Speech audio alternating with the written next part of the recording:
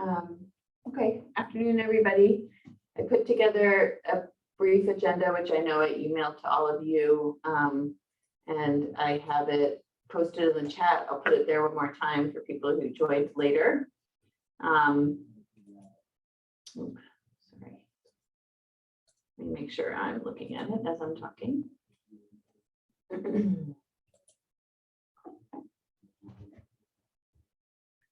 It looks like Greta's here, so thank you, Greta. As we keep going, I really appreciate Greta taking minutes for these. The minutes from last week's meeting are excellent. They're linked in today's agenda, posted online. As we typically do, just leave space if folks have any comments or questions. Otherwise, we can move from considering them draft to approved. Hearing no comments, we'll consider those approved. And then appreciate that Andrea was kind enough to carry forward the Gantt chart changes that we discussed at our last meeting last week, and then shared it with all of you, and think that she was willing to walk us through any further revisions to that, and then consideration for how we make it public and share it with cross-sector and other relevant parties. So thanks, Andrea. I didn't link that in the chat though, so or post it. So we'll I'll share my screen right now. Is that all right? Yeah, that's great. I think I will. Let's see. That looks like it. Jane, Yeah.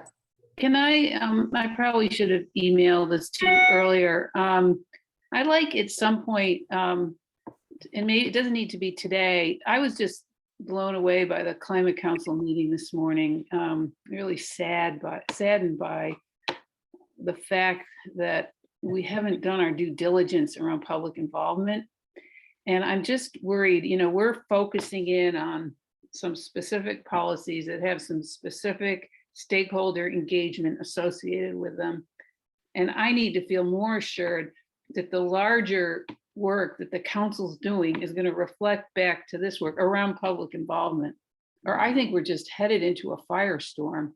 And I don't know when the right time is to talk about that. I mean, right now we're going to talk about a very specific public involvement for a very specific initiative. That was not what I heard this morning as far as what people want and need. So there. And so that's just something that's in the back of my head. And I know you've talked about this larger effort that the council has undertaken. How does that relate back? We have to build on that. We have to work and build on that as well. So then I'll shut up. And whether we talk about it today or some other time, I just think it's critically important.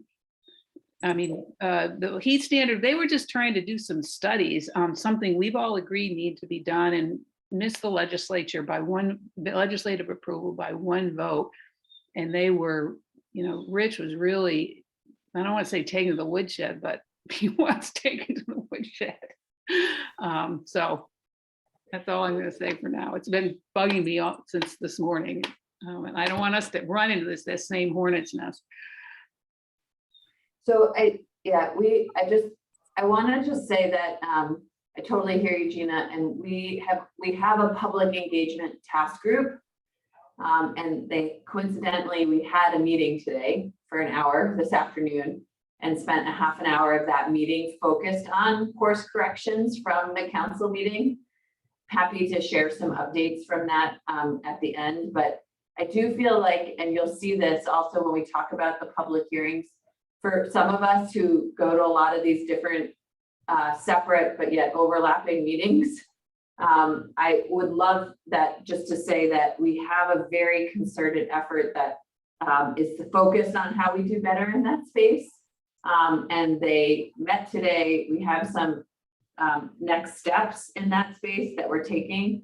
And so just want to say that, and we're learning from all of that, and you'll see that in the engagement agenda and planning that Megan and Rachel are here to talk about relative to your work, how we hear from people and improve upon what we're doing, but also need to be respectful that we have so much work going on and different people carrying things forward that I need, like, for us to be focused on this work. And maybe maybe this is my own exhaustion in this space today, only because I've had a lot of conversations about the council meeting already since then. But I'm happy to report that we have a group that's focused on just that, and we are taking tangible, making steps in that space. So, and it also is pulled into the agenda for today that we'll talk about. So, Chris, feel free to follow up or talk about it too.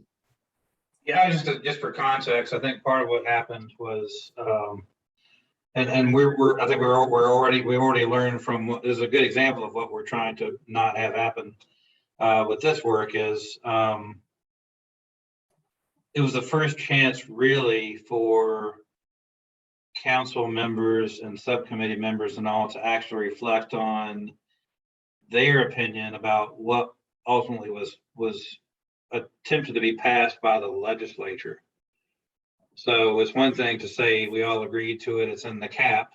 We didn't necessarily all engage with or agree with what was in the bill that that was ultimately vetoed. So we've talked a lot in this task group about reaching out to the public to explain in greater depth about why this rule, what's in this rule, and to get feedback about what their concerns are so that we can know how to address them. So I think it's a little different, but it's definitely a good cautionary tale about some of the work that needs to happen before the council meetings happen. And then also, of course, the larger public engagement strategy. But I think we're doing, I think Rich unfortunately got,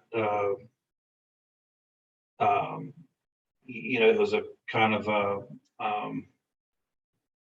not trial by fire, but it was just kind of a perfect storm of the challenges of meeting during the summer, challenge of meeting frequently.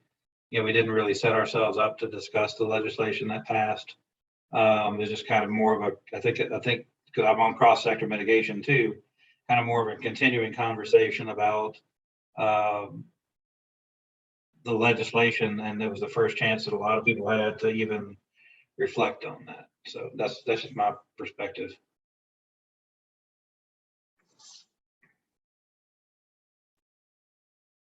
Can I, Jane, maybe we can hold it for later, but I'd very much love to hear any insight from the public engagement conversation that you had at 1. I'm sorry I couldn't make it today, but I would love to hear more about that and pick this conversation up after we walk through the agenda, if that works for folks. It works for me. That'd Okay. be happy to. Thanks. So I'll jump in, share my screen with hopefully the right screen this time.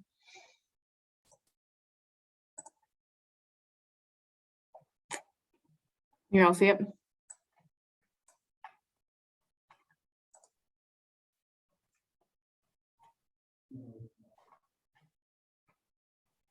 Can you guys see that? Can you hear me?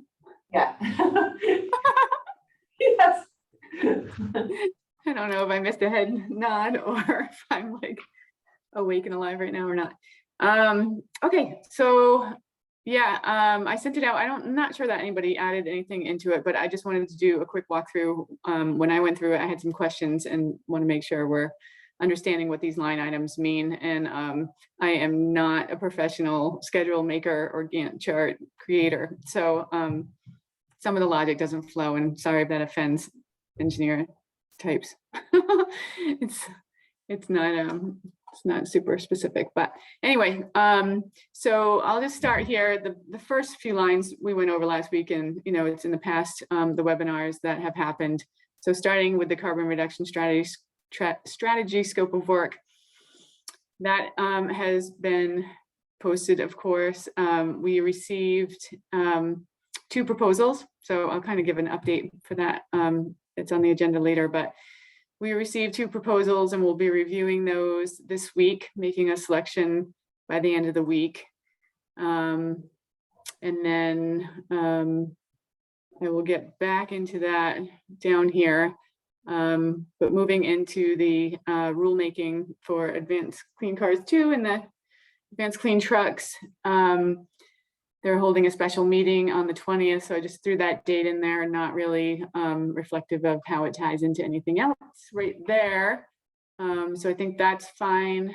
I think, Andrea, we're hoping that everything will go really smoothly on Wednesday and that we'll file on the 22nd. So I don't know if you want to put that in there. You don't have to. Okay. Okay. What does that mean, file or? We'll file the proposed rule with the Secretary of State on Okay. this Friday, the 22nd, assuming that we get through ICAR on Wednesday. Okay. Okay, I can add that in. Because that starts our clock for like when we can hold the first hearing, which is not an issue. I don't think we're gonna run into any issues there, but it's just a specific kind of date calculator thing. Yeah, I'll leave it as that because it does just say the rule filing. Yes, let's hope for a positive outcome on Wednesday. These two lines, I wasn't sure, these 14 and 16, I'm not sure of the difference between them. So I don't know if it's just to reflect two different meetings of the cross-sector mitigation. Yes. And I put that in, Andrea, when I was revising this before the last time we met, and Yep. my intent was that, my understanding was that Joey and Jared were committing to drafting the recommendations for the August meeting, but sort of teeing up the cross-sector mitigation at the July meeting this week.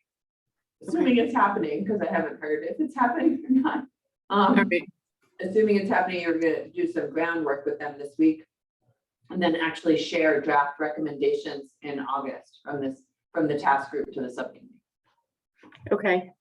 So maybe I'll just change the titles of these, but to be more reflective of the actual action, but rather than, we can figure that out. But I think I understand what you're saying, so I can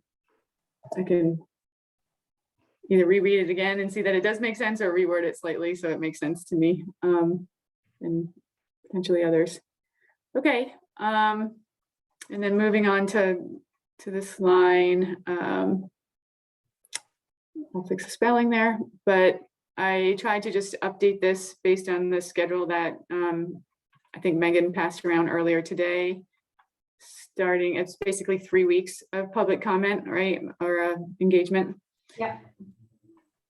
Can I ask a real quick question back on the recommendations? Yeah.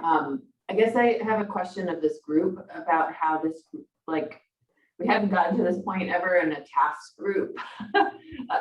Or I've never been party to a task group. And I'm just kind of curious how this task group is going to reach consensus or agree, or how you're going to present task group recommendations to the subcommittee. Is it the subcommittee members going to do that?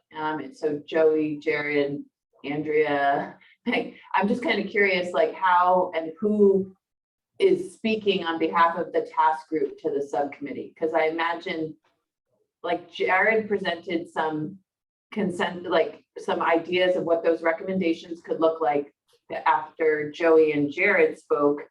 I'm not sure if Gina was in on that conversation. Not other task group members might have different opinions on what recommendations look like. Just process on that would actually be helpful for me. I was under the impression that Jared and Joey and maybe Megan were going to draft what we talked about at the last meeting and then run it by us in one of these Monday meetings, and we'd get a consensus of the group. I mean, I view this as this iterative process where they are going to define things in a more general sense, and then over time we're going to add meat to the bones, while also getting in public comment on those things somehow. I'm not sure how yet, but this group would work through consensus, and then we would take it up to the next group where we would try to get consensus. and then up. If we can't reach consensus, we've got to go back to the drawing board at each level to make it so that we can.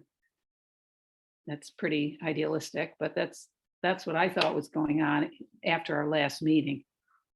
Because what Jared rattled off at our last meeting was basically what we've been talking about for the last 4 or 5 months. Can you, so I wasn't on the Monday meeting. I'm happy to work on this, assuming I don't have COVID. Cross your fingers. But I'm definitely happy to work on this and with Jared, but remind me, I missed Monday's meeting. So recap. He said he had talked to you and Yeah, I offered to participate, but if there's any more like, and join him in that, and deliver that. And Gina, the way you articulated that process, I think makes sense to me. If like Jared and I take a first stab, come back to you all, ideally,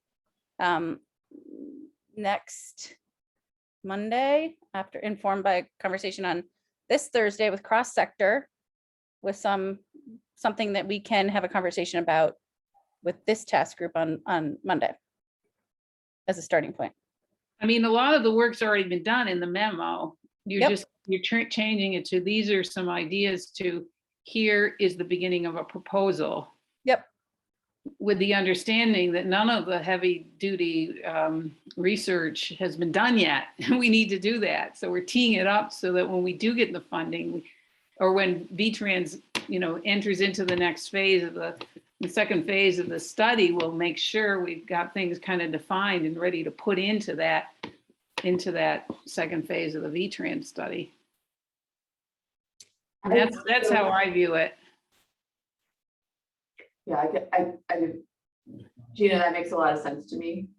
I And what agree. you just said, actually, I can see everybody supporting. Some of the way that Jared pitched it last week, I don't think that we being the state task could support the statement as written. There are like the tangible next steps that were components of the way Jared framed it seemed like 100% are the components that we want to keep doing in good faith with all of you. But some of the policy components of the broader overarching statement. So this is just where it's just gonna, we suspected it would probably get a little awkward. And so it's just an acknowledgement that it's getting there. And it's probably like, I'm just curious about the process around drafting recommendations and how we draft those. I actually think it would be great, for us to think about how we maybe have a smaller group conversation with some administration and you, Joey and Jared, if you are willing to take the lead on that, to tease out what the concerns might be offline and then bring it forward as that for this group either next week or the following week. I mean, I view it as, here's what's going on in other states. Here's what we need to look into here. We're not saying, oh yeah, we're going to have a cap and trade Western Climate Alliance and this is what it's going to consist of. We're saying, here's what we're going to look into. Now, you all might come to some consensus on what those key questions are to help you better understand what it is. That to me would be really important, but nowhere are we saying, we're going to say, the most definitive thing we can say is, this is all that we know that's out there that will work. We need to now go investigate it for Vermont. Here are the key issues, the economic impacts, the benefits, the equity. Here are the things we're going to drill into to see if this will achieve what Vermont needs to achieve. I don't think it's anything more than that in terms of commitment. I don't think we can. I don't think anyone can commit to more because we just don't know. We're not California. We're not Oregon. We know it's worked there, but how will this work in Vermont? So I'm happy to continue this conversation now or table it, but I will say that was not what I heard last week as what. no, that's what I heard. So maybe we do it. So if that's what it is, that seems. That's what I hope it is. Well, if you thought maybe you would have a draft of that, Joey, by next week, or? I mean, I wasn't thinking, I was thinking it was more, a little more brief than what Gina just laid out. You know, I feel like, but maybe the process makes sense, Jane, to have that smaller group conversation, put what we know is real on the table, what we know is not, and maybe I wasn't thinking about like an analysis of what other states are doing and that sort of thing, but I thought we could deliver something more bare bones-ish in shorter order, either next week or the following, but I think it would be helpful to me to understand a little bit better the context, maybe because I was out last week, that I need to catch up on some of the context that you all worked through at the last week's meeting. And maybe it's sort of an undercurrent, you know, based on like the parameters upon which we can put forward any recommendations. So, That sounds great. okay, And Chris has his hands up, so maybe he wants to. great. I guess, this gets a little bit more into the ICAR hearing, I guess, or the agenda for the ICAR hearing, but I think really we kind of need to as you know, I've been a big advocate of having a broader community conversation about what does this rule mean, what does it look like, but I think a big part of the conversation is, and what I suggested to Megan was we really need to look at the number of, for context first, the number of states that are looking at this rule, and how many millions of people this affects, recognizing that there's an advantage probably to Vermont, you know, being a part of this, because if you look at the California rule coupled with the decision the EU has now made to basically do the same or very similar thing, this is coming, and it's really good if Vermont starts planning now about how do we set up the infrastructure to make it happen, how do we make it work in our rural state, how do we make it work for renters, et cetera. Because if you look at the California market for cars alone, and all the the market for all the other states that are signing on to this, and now the entire European Union, which is also a major car manufacturer, this is coming whether or not Vermont signs on or not. So it'd be really good for us to focus on from a public engagement standpoint. This is where I'd like to see, cross-sector mitigation focus too, is from a cross-sector standpoint, what does it mean in terms of deploying all the other infrastructure? What do the sales look like? Just everything that needs to happen in order to actually get these vehicles in the hands of typical Vermonters, and especially from an equitable standpoint of equity. And then also, I think I brought up last week,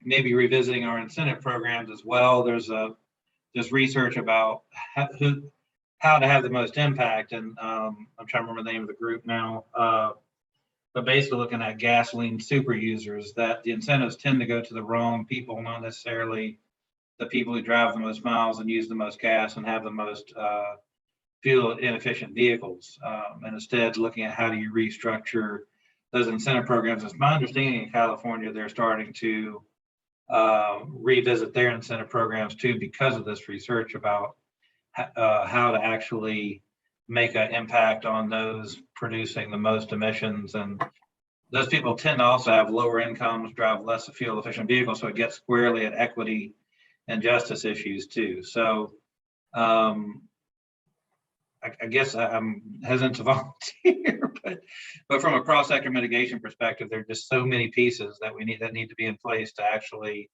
make this technology transition work. And it seems like that'd be in their wheelhouse.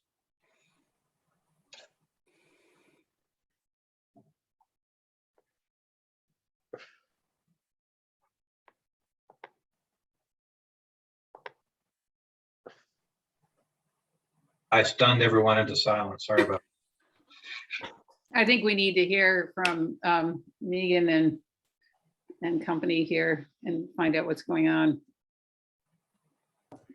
Oh, so you mean to shift to the conversation on the agenda planning? Yes.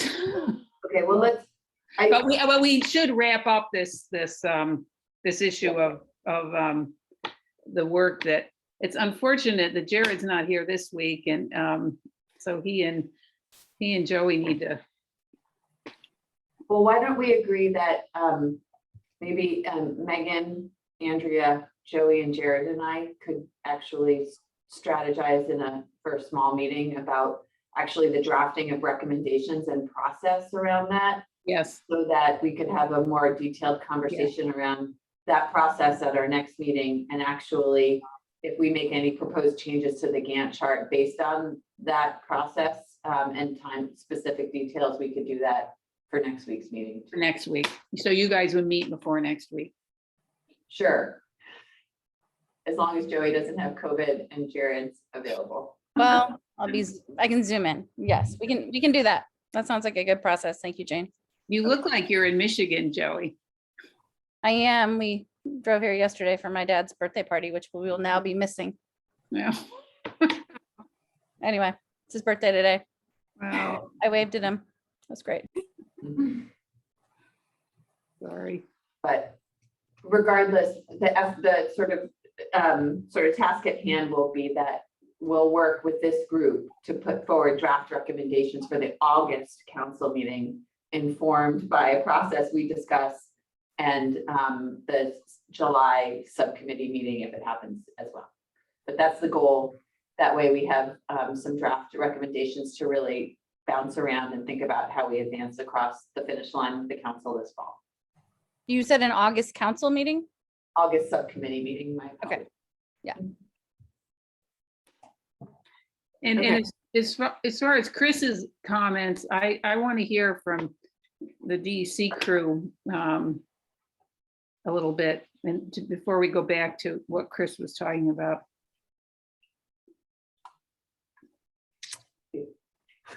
Well, can we get through the Gantt chart and then maybe Yes, get that deeper too. into the Yes. topics that are on the Gantt Yes, chart? yes, I keep jumping ahead. That's okay. Let's just get through it. I think, it's pretty brief if we just focus on this and get into the deeper conversations after. So yeah, we've got the engagement here. This is the phase one of the carbon reduction strategy, kind of wrapping up at the end or at the beginning of December with drafts. There's some things thrown in between. So then we come down to the final being done, that phase one work being complete in January of next year. I'll just continue on with the CRS and then we'll go back up to the different council meetings. Andrew, I'm sorry to interrupt, but the TC to include TC meetings? That's the technical committee for that work. Okay. And yeah, that's later too on the agenda. I'll explain that later a little bit. There's not much to it, but so yeah, phase two starting once phase one ends, and we don't have a consultant on board yet, so we don't know what their schedule is going to be. They could propose something completely different that we accept, but for now, this is where we're at, giving 180 days to complete that phase two work, and that'll have advisory committee, technical committee, public outreach, all kinds of things that we'll have to add, we can add into this when we know those. But that'll be a little bit from now. And then just some timeframes with reviewing that. And I guess that sort of depends on who will review it. But right now I have a draft being done and then given to some people, whether it's the technical committee or the advisory committee, which many of you will be on anyway, or if it's this group as well. 2 weeks to review it. I can change that. If 2 weeks doesn't feel like enough, I can put it to 3 weeks or whatever people feel we would need to review the carbon reduction strategy draft. But basically that's providing 2 weeks between the draft and the consultant getting started again on the final draft. So I guess my question is 2 weeks enough? Would you want me to put more time in there? Do you want to just leave it for now and change it later? Whatever. Anybody have an opinion? I'd wait and see. I wouldn't worry too much about it now. Yeah, okay. And then the same thing, these are all the same things. It's just making a recommendation to the council based on the CRS as well as whatever else happens in that time frame. Let me go back to this because we're talking about work that's going to happen next year under the carbon reduction strategy development, but also whatever else happens parallel to that, possibly with whatever recommendation this group makes for this year. And that, let's see where that starts right here. These lines have to do with that. So Yeah, getting the cross-sector mitigation subcommittee on board and then making a recommendation to the council, right? These lines are all about that, Jane. I think you added those in. yeah. So this is what I added in around the development of the recommendations and how it feeds up to the council, but something that you just raised, which we can't really know right now, it was something that I hadn't really contemplated, but especially after hearing Jared talk about contextually what could be in the recommendations. There will be tangible work that is recommended to continue to advance like a solid plan for the transportation sector. That's probably in addition to the carbon reduction strategy work plan. And so that's just an interesting thing to put a pin in, because there would be recommendations that might say stand up emissions reporting and anticipate the first data that we're going to get and how to use that, or some of the other things was engagement with the legislature and others around the policy frameworks we might use in the transportation sector. So there might be just a recognition that we should, like, say, update schedule or work plan with components relevant to the council addendum or council recommendations that are adopted, so that we're likely building to additional transportation in November of 2023. That's informed by both the carbon reduction strategy and additional work that the council and this task group are leading. Yep. I couldn't agree more, Jane, because that carbon reduction strategy, as I understand it from what Andrea said, is really going to be looking at V-Trans's programs, transit, bike, ped, rail. It's not going to be about the larger issues around, that's going to come in phase 2, but there are things we need to do now to keep the cap going, the transportation portion of the cap going. We can't hang our hat on this carbon reduction strategy, because that's really just about V-Trans's programs. I know I've said this before, but we got to keep our mind on that. And as you said, there's a whole lot of other things we need to be looking into.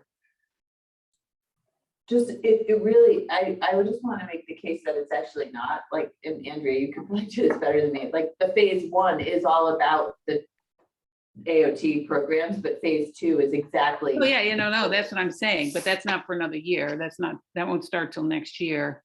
So this year, what is it that we're doing? And you raised a whole bunch, you just raised some good issues that we need to bring before the council. The inventory and. But Jane, finish what you were saying. Phase 2 is all about.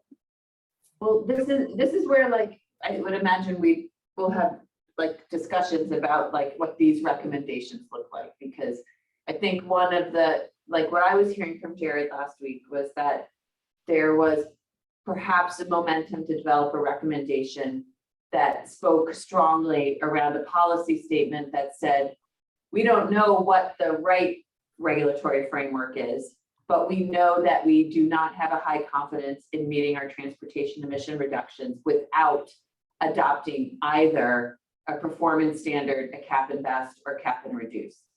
And so that was where, what I feel like is what the carbon reduction strategy is saying is it's going to give us a finer level of detail to understand what that gap analysis is.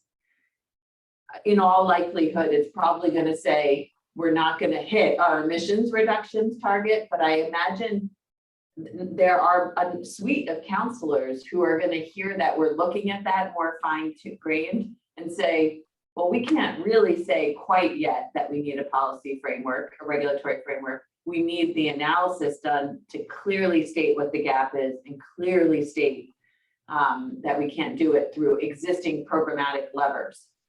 And then we're gonna study what the best tool is based on those criteria and everything that we've all talked about as a group. So there are also intermediate recommendations, though, that this group could do in parallel to studying all that. Like, we know we need better data around emissions, and we know that any good policy in the transportation space or the thermal space is going to need emissions reporting first and foremost set up in order for us to know who the entities are that we're trying to regulate and to have data associated with it. So ANR, go ahead, set that up now, because we know that we're going to need that with any policy. And we know we need to do a lot more outreach and engagement, period, to be successful with a policy, a regulatory framework as big as something on the transportation or the buildings and thermal. So anyway, I think it's like, now it's like a chicken and egg thing, right? It's like a question. And unfortunately, we wish we were doing the carbon reduction strategy to have that better analysis and then the policy framework like 6 months ago. So we don't have to be out of line with the timeline and deadline we set for ourselves with the council. But I don't think it's just the administration that's going to feel like anxious about saying we need a cap and invest or cap and reduce. I think there's going to be a number of counselors who are going to say, perhaps, that we should do this analysis and see what it tells us clearly, and then propose the framework. But The fact of the matter is, the analysis is going to tell us that what all the stuff that we rejected in the process, which was to expand transit, to expand rail, to do transportation demand management, those are the things that they're going to study, because those are the things that transportation people do. And we're going to find out that it's not going to work in a rural setting and that we have to do something else. But we're going to go through it stepwise, and we're going to look at all those federal programs, and we're going to figure out how we can maximize. But we're going to find out that we can't get all these people on the bus because we have this rural setting and we've got to go at it a different way. But we got to wait a year, and it's going to be really good work and it's going to be really useful, but we are going to have to wait a year. So meanwhile, we should answer all those questions that you just raised again, that, that's the way I'm viewing it. What I know about these federal programs. But in phase 2, we will be able to dig in to the cap and trade, cap and invest, carbon standard. So let me just, before we go into the raised hands there, just say that these lines are for making the recommendation for this year, and where that will lead us. There's a lot to talk about there, obviously. But then also that we'll be doing another recommendation after the work next year. And I assume there will be many lines to add in, and this will change a million times as time goes on, like any project does. But we wanted to put something out for the public just so they kind of knew what we were doing.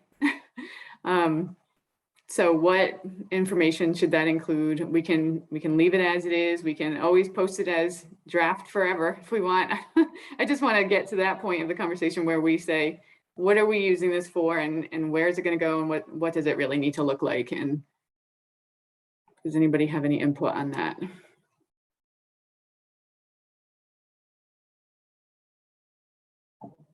Jane, do you see it being posted on the Climate Council website, or that whole page? Or we've been fortunate, with the task groups, we kind of are making our own rules up around what we post and don't post as we go, because these are not official work groups or subcommittees of the Climate Council, but because we've been doing the best we can to be transparent in the decision making of the transportation and biomass, which are substantive task groups.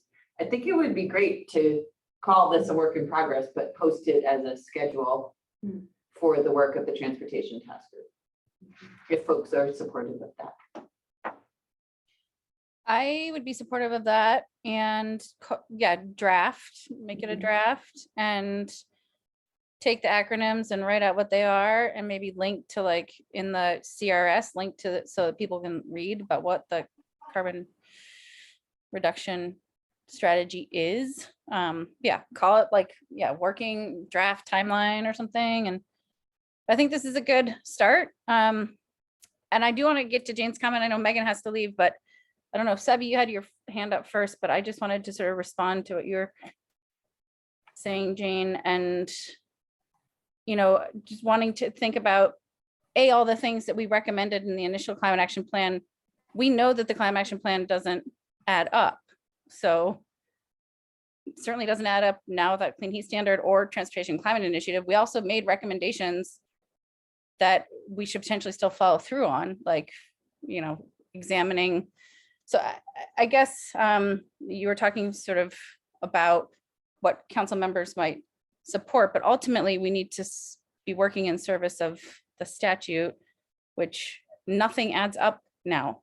So we're going to miss our pollution reduction targets, and we need to keep elevating that, like, and following through on some of the things that are in that plan that we identified and would help make progress potentially, like a, you know, vehicle efficiency price adjuster, or doing what we said we were going to do with TCIP to like authorize the receipt of revenues and setting up a transportation equity board and like doing that stuff. It feels like very circular conversations because we're unwilling to commit, whether the political piece of it or, you know, and because it's hard.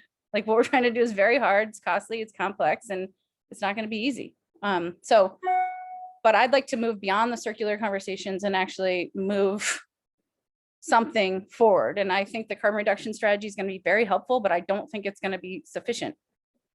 So anyway, let's move to advanced clean cars and advanced clean trucks, because if we can lift that, I couldn't agree more with what Chris was saying. Here's hoping we do.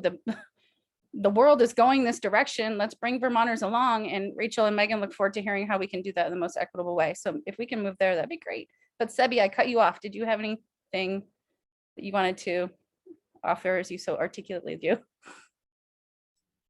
No, you basically spoke to what I was gonna say, which is just a sense that like unless the economy fundamentally changes, the plan doesn't add up, and that's the point of this task group, is to fill that void. And so in terms of the recommendations, it seems like, yeah, rephrasing the transportation policy next steps, because we already know that, like I said, like if the economy doesn't change, the emissions are going to continue to rise. And so we need a policy framework, whether that's the standard or the cap and invest. So I guess what I was hearing from Jane's comment was that that might be controversial, but from what I remember last week, there was a really strong degree of consensus based on the work that's been put into this, that's true.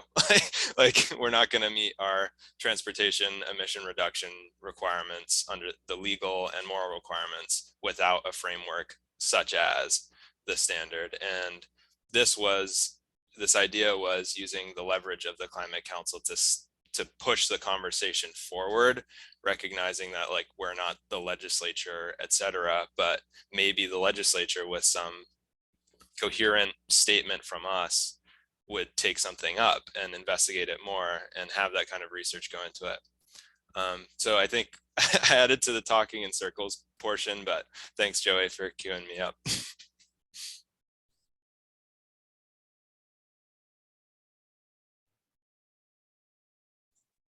Megan, do you want to turn it, or Andrea, thank you for walking through that, Andrea, and for all the work you've done. I think it's a great starting point, and it would be good to be front facing.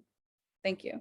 Yeah, sure. Are we going to be expecting a meeting request for that smaller group to meet Thursday or Friday of this week? I mean, I think what you're saying, I get that, but I think it's also important for the subcommittee and the council members to understand, you know, the whole of it. And I would imagine any recommendation would come with the analysis of like what financial is needed and what the hurdles or obstacles, challenges might be in implementing these things. But are we going to meet later this week to discuss some of that? Or are you going to put something together for the initial conversation for the cross-sector mitigation and we'll react to that? Like as a group? I don't know, Jane, I'm happy to schedule, it seems sooner rather than later, to have a small group conversation to pull sort of disparate things together. And I think I would benefit from having this conversation before cross sector. So to the degree that people have time to do that, I have So flexibility. why don't we leave it as you'll send me windows and I can view Andrea and Megan's schedule. So Great. thank you. So I'm happy to walk through the draft public event details that we circulated earlier, but I just want to acknowledge and appreciate that Rachel really did a lot of work in nailing down a lot of these details last week. And so I think, but we can kind of walk through it as a team, I think. The locations. Let me share my screen while you walk through it, Megan, or? Yeah, thank you. Good call. Just looking at my own screen.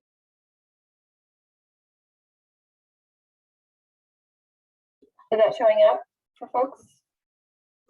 Yes.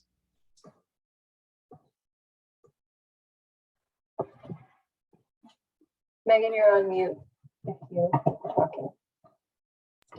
Sorry, that was my bad. I coughed. Okay. So the locations that we talked about before, I think have been mostly finalized. We're just working out some kinks with, paying some reservation fees for a few of the venues. And we just did a last minute change for the Berry location to be Thursday, September 22nd, which will be a long day for anyone who's attending the EAN summit earlier that day. But that was kind of the next best option that we had. So,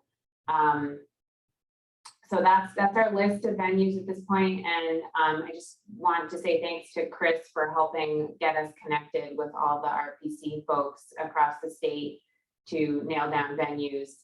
Everyone that you put us in touch with was really eager to help. So thanks so much for making those connections. So as we've talked about, the goal of the event is going to be pretty different from our standard boring, run-of-the-mill rulemaking hearing, which is great. And I think it's going to be an opportunity to meet the goals that we've talked about in terms of communicating this transition to the public and hearing from the public on what the needs are related to the transition. And I think as of last week, this has evolved from a meeting to really be more of like an event, I would say, because I think there's a lot of different things that we hope will be going on when the public show up to hear what we have to say. And I think it's more into an event type of situation, mostly with the addition of the idea that we would have various stakeholders setting up tables at the meetings to communicate the various existing programs or upcoming programs that will help facilitate this transition that we're going to be talking to the public about. And our tentative plan is to use this task group to really brainstorm who we want those resources to be, or who we want the face of those resources to be, and then also what resources we want to bring to be available for folks to learn more about. But also, maybe reaching out to Dave Roberts of Drive Electric Vermont to harness the power of the Drive Electric Vermont stakeholder group to identify, folks that participate in that group that would be interested in speaking about their programs and resources related to the transition to transportation electrification. So I think we're hoping to keep the overview of the rules pretty brief, because I've heard a few times now from folks participating in different meetings and talking to different groups that we really need to keep the rule high level and just kind of hit on what our long game is in terms of electrification, and then give folks an opportunity to kind of visit the folks that are also participating at the tables at the event midway through the event, so that they can come back the small group discussions or to the question and answer and public comment period with fuel to really ask more detailed questions and specific questions about the transition. So it's going to be a little bit different from, or we're proposing for it to be a little bit different from the standard, like you visit the tables before and after the event, but that we kind of use those resources midway through the event instead. And Rachel, feel free to jump in.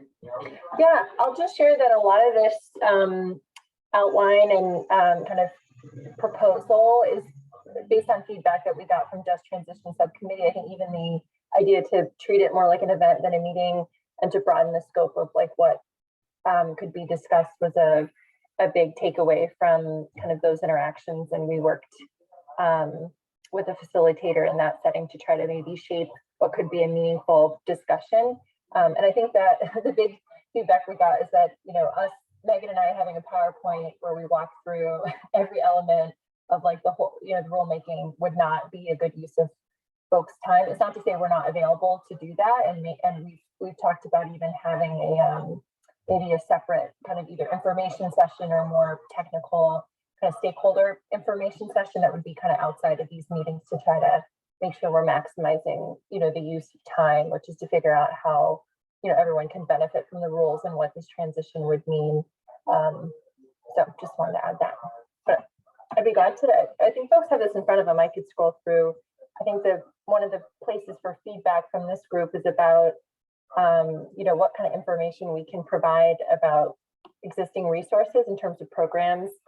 Everything, as Megan said, from tabling to, you know, we can highlight some, you know, via PowerPoint presentation, but I think in order to understand what's needed, like what the public needs in order to benefit from the transition, it seemed like there was an obvious, you know, potential information gap where folks don't actually understand or know what the existing resources are. So that's kind of where that idea came from. But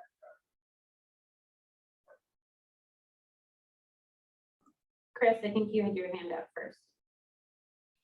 Yeah, this is actually on the outline. Which I emailed Megan. I thought this looked good. On the purpose and goals, I suggested to Megan you add a bullet after the this is related to the introduced choice to adopt California's program and transition to electric vehicles. That is where I would suggest you don't have to make a big deal of it, but just I would suggest that's where you have a slide that says these are the other states that are also signing on. And this is the total population of those states. And if it's easy to find, you maybe even the total number of vehicles that we're talking about. Yeah, usually I think we have some good numbers on like the market share that our states make up, and between, you know, New York and California participating, it's like over 50% or something crazy. Yeah. Like that. So yeah, we It's have not some data on that. And I'll drop the EU link. But I would also make reference to the EU because that has a big impact on what we're going to get in the States too, because they're a major auto exporter. Well, not just an exporter, they're also major manufacturers in the United States. And even there's news too, like, you know, Australia is now going, well, if the EU has adopted this and the United States is heading towards it, we're about to get left out. So, you know, entire nations are starting to look at this. So I just think it helps establish the context for this. Sure. So anyway, just, but I think the thing looks good, what you all pulled together. Thanks, Chris. Gina? I think it's really important to have someone there who can talk about Mileage Smart and Replace Your Ride and how to sign up and, you know, really get into helping people understand that program. And that would, to me, would be the focus of the EV program discussion, because I think our big stumbling block is the EVs are for rich people and they cost so much money, and we need to talk about EVs generally, but we really need to focus on those programs. And even having someone who's benefited from Mileage Smart from each of those regions get up and talk. I know a woman who got a car that way, and she's over the moon about it, and she's saving all this money. Somebody like that there to help with the public understand the program, I think would be really good. Yeah, I think overall, it's really, we've got a great thing here. My concern is, what's the hook to get people here? What are you selling this as? Because people are going to have to make a decision about whether they go or not. And I think if you're calling it a rulemaking hearing, you're not going to call it that. But I don't think, you got to figure out what are people trying to get out of this? What questions are going to be answered in order to market it?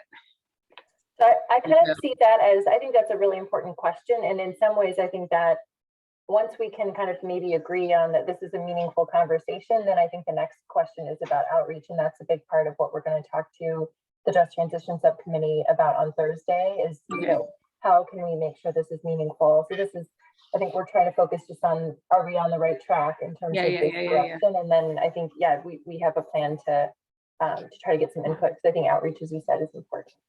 and I think that the RPC folks that are helping with the venues are also going to be helping us with like local promotion of the events themselves, and we'll be using their local expertise to understand how we get the word out. So that's another area where the RPC folks have been really willing. So I think we intend to work with them closely on that. Yeah, the last thing I'll mention too is that the week after, so this will be kind of 3 weeks of public meetings, and then the last week of September is actually Drive Electric Week.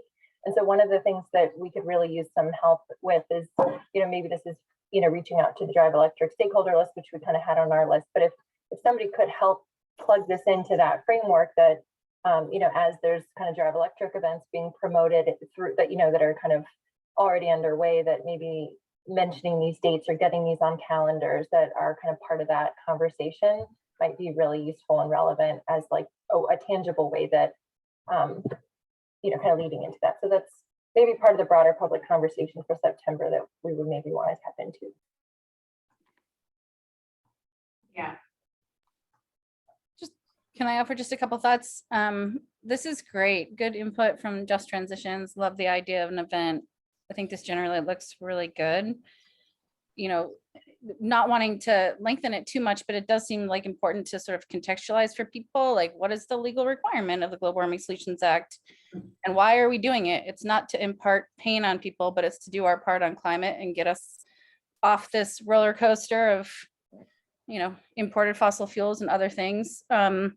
So, and how much this would add up to progress. And I also think it seems really important to like be very clear about who's impacted. And I just want to second what Chris was saying about who else is undertaking it, both the state and the national context. That's great. And a couple other thoughts. It does, in terms of tablers, it feels like retailers, because again, those are the conduit, you know, like Lamoille Valley Ford or anyone who's, I totally agree with Replace Your Ride and Mileage Smart, but it feels like some retailers, especially if there's the equity opportunity, Rachel, in terms of like we could get credits for carving out more, you know, driving more to lower income or historically marginalized communities. I think that's great. So I would put a plug in for getting retailers or others there that will be that sort of interface with the public in one way. And yeah, one I think that's where like where Dave Roberts could really help us out in making those connections and figuring out like who the best people to collaborate with on those types of like demonstrations and success stories would be, Joey. Yeah, that seems really great. Yeah, I mean, we definitely were thinking it would be nice to have an electric truck at, you know, the meetings, or some of them if we can. I think the truck angle is maybe less familiar to people than the passenger vehicles, you know, which have been on the road for a long time. So that's maybe another area. But. Is there anyone there who could, in different regions, who's had access to a Ford Lightning that you could? You can't get them. Everyone who wants one. I know some people with You them. know someone? Good. Oh yeah. I mean, bringing it back to, these are strategies to address the price of gasoline, assuming gasoline's still going to be high, which it will be. I mean, I've just been so dismayed that with all this talk about the price of gas. Everyone just talks about how to reduce the price of gas, not to use less. So that's going to be front and center on the public's mind. So as you talk about this, you have to sort of frame it in the idea of conservation and energy efficiency. I mean, the other thing I'm wondering about is, everyone wants to talk about transit. No matter how much you try to talk about vehicles, somebody's going to want to talk about transit. Just in So terms of scope, bye, Megan. In Gotta terms of run, scope, but thank you. yeah, we did talk about this, but I think, an original pitch, in terms of an earlier subcommittee meetings, somebody had asked where maybe this could be a forum to discuss other transportation Yeah, options. yeah. And I think we kind of decided internally that, based on some other feedback, that it would make sense to really focus on the impact of this rule, which is electric vehicles and, increasing Okay, the market you there. just- So, You just got to be ready to shut people down, because that's what so many people want to talk about. well, I don't think, we're not going to. I don't think you're going to shut them down. You got to be ready. You got to know how to Yeah. answer. You got to know how to answer it. Well, that's think that's where great. my one last thought really, and then I will shut up, is that it seems like you have some of this already, but you were talking, Rachel, about promoting it, which we're going to talk about next. But like, if there's like a one pager you could distill for this event, pre-event, so it talks about just basically what this rule is, who's impacted, manufacturers. So it narrows, just proactively trying to like give people context about, what this conversation is, so that they can come more prepared to enter into it potentially.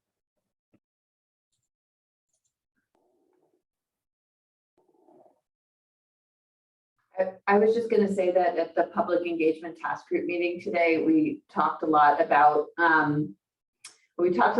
climate communications. We've been starting to hold our partner engagement meetings where we're meeting with our strategic partners to lift up frontline and impacted voices.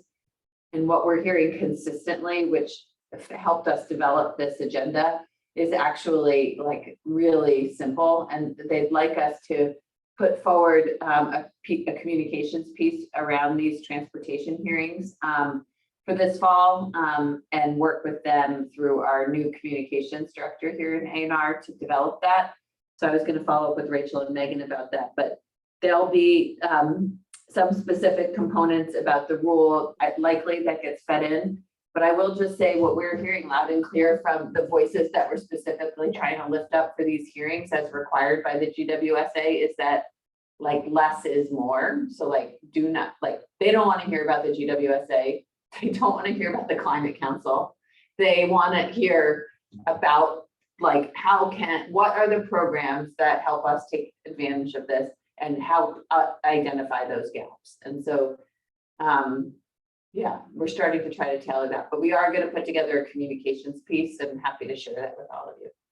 Well, but that's where I think one of the things like I'm suggesting proactively is for those who do want to, you could like, that could be a thing that people can reference, but I don't know.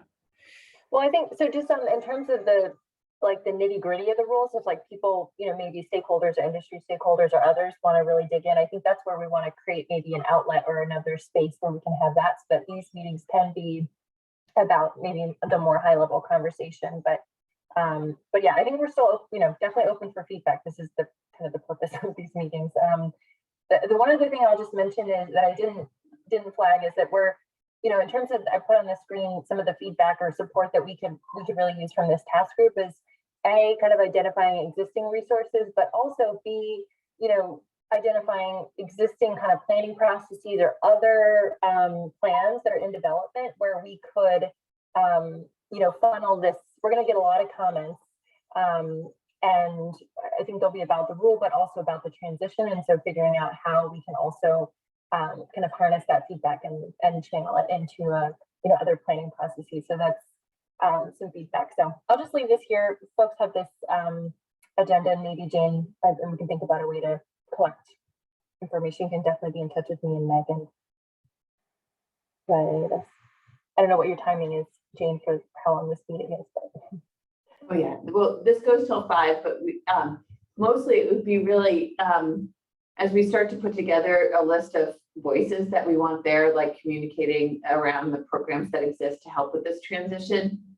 it's great to see that Andrea, of course, V-Trans would be there, but making sure that we have the right suite of folks. And the one other thing that we haven't really hit on, but is beyond sort of the programs that are existing and what the gaps are, thinking about what the planning processes and upcoming sort of components of our work and others' work are, for them to feel like there's a way for their feedback to be having meaningful impact. But we could probably share the work with Andrea and a smaller group, maybe even you, Gina, too, knowing that you know this world so well, to actually help us think about what we want to have represented there at these meetings, who we want to have represented at these meetings and communicating programs, and then think about sharing that with the rest of you for any feedback on that.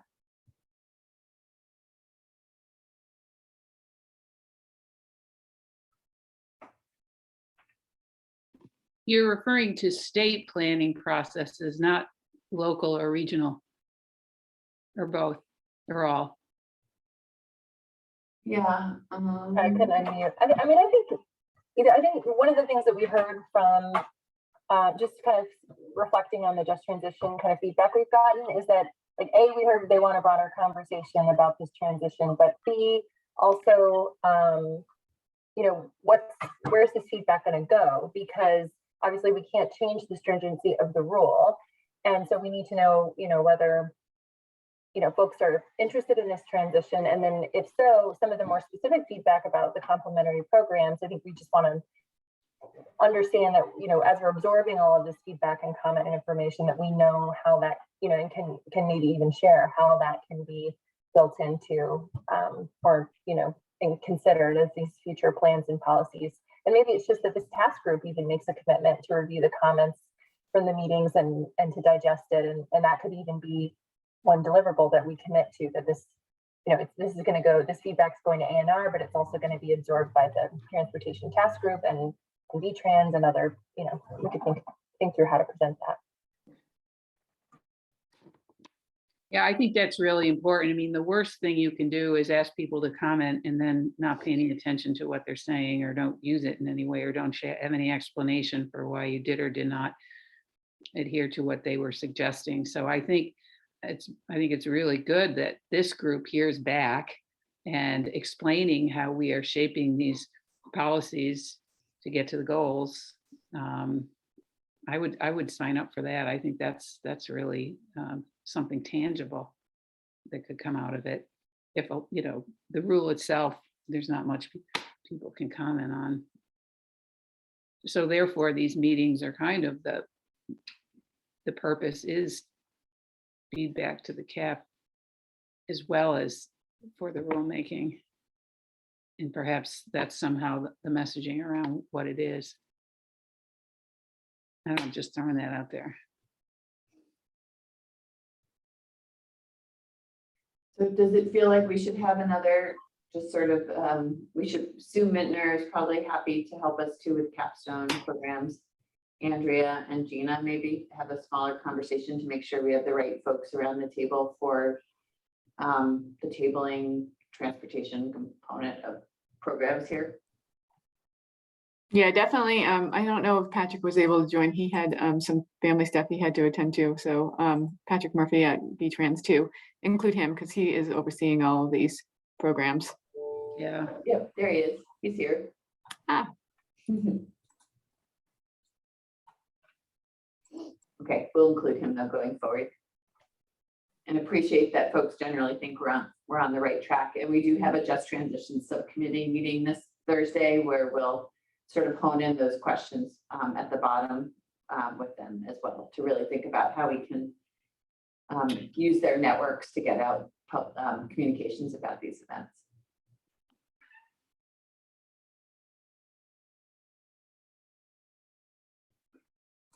There's Patrick. You joined right at the right time when I was volunteering you to run these 7 events. No, we're gonna. Go ahead, Patrick. No, I was just thanking you for that. Oh, yeah. Is there something specific you wanted me to speak to, or? No, I don't think so today. We're just, I shared with you earlier this document, although I know you've been out probably since I shared it with you, but we'll just regroup on it and we'll have a meeting with some other folks, Jane and Sue with Capstone, and just how we can help support this public outreach and engagement as an event rather than just like, here's a rule. More of like, what does this actually mean to people? So. Sure, sounds good. Okay, thanks, Rachel, for being here. I'll work with you to get you the names for a smaller meeting to actually have those, get folks scheduled and signed up to join us at these hearings. And feel free to reach out to Megan and I.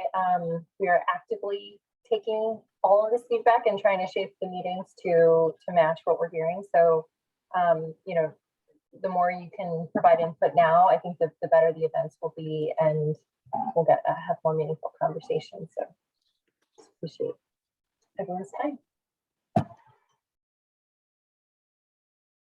Thanks.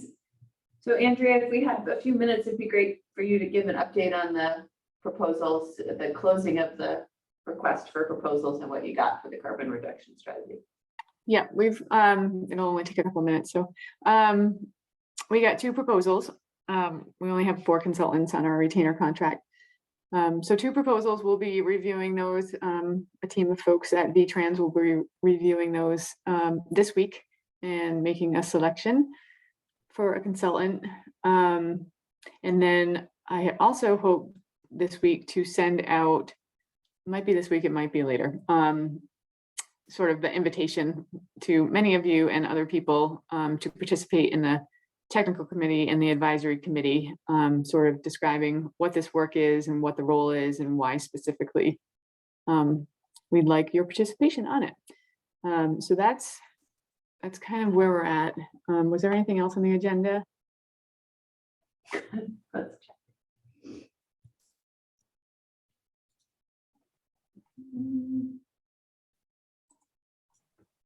I think that was it.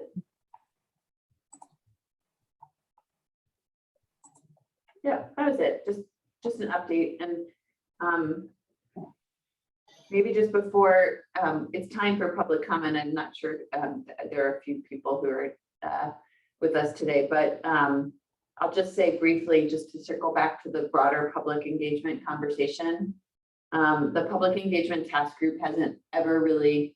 We've been really focused on moving forward with the public engagement strategy that focuses on how accessibility of the plan, broad-based engagement, and then the partner engagement we've been doing.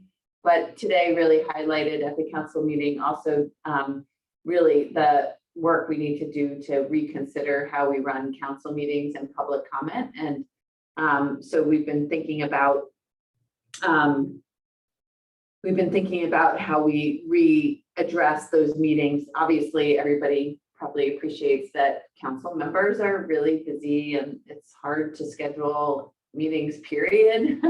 And having enough time to do thoughtful public comment is really hard, and we always end up running long because they're hard conversations. So, but we will be reconsidering, and one tangible item that we were thinking about for just even this meeting is public comment is always just in minutes reflected as the people who spoke. But David and I agreed that we would reflect action items, so some core recommendations from public comment on meetings going forward, because even though that's not on meeting minutes, Marion and I actually always do debrief and actually consider next steps about different components. And so like I already followed up with some people on house appointments to the council. There's work issues around ethics and counselors. I've already followed up with our general counsel. We don't do a very good job of communicating that we actually are hearing public comment and making course corrections based on it. So we'll try to reflect that in the minutes and actually do a better job of communicating that. I don't know, Cheryl's not on this meeting, but there was a substantive comment that Cheryl made at the steering committee meeting about the letter. Rich and I actually used that comment when Rich was revising the letter. And it wasn't brought up at the meeting today, and she felt like her comment at the steering committee meeting fell on deaf ears, but we actually used it to revise the letter. So we're trying our best and just always trying to push too many things uphill. So we'll try to make some tangible steps, and then just know that the public engagement task group is really thinking about how to lift that up as a group as their work going forward. And so it feels like there's a productive group to be thinking about that in that space. So that's all I'll say about that for now, unless people have questions.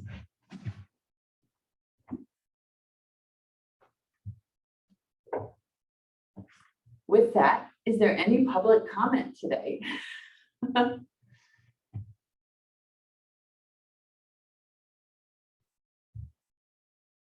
Not seeing any. Any other updates or comments from task group members before we adjourn?